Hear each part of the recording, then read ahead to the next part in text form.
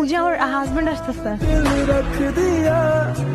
তো নির্জন তোরা তো একসাথে পড়তো, তোমার কথা ওর কাছে অনেক শুনে। আচ্ছা নির্জন শোনো, নির্জন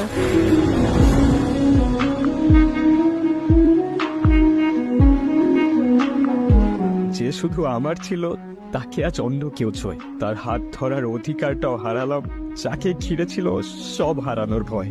আজকাল অন্ধকারে চোখের কোণে শুধু কষ্টগুলোই রয়, যে শহরে তোমায় নিয়ে বাঁচতে চেয়েছিলাম সে শহর আজ তোমার আমার নয়।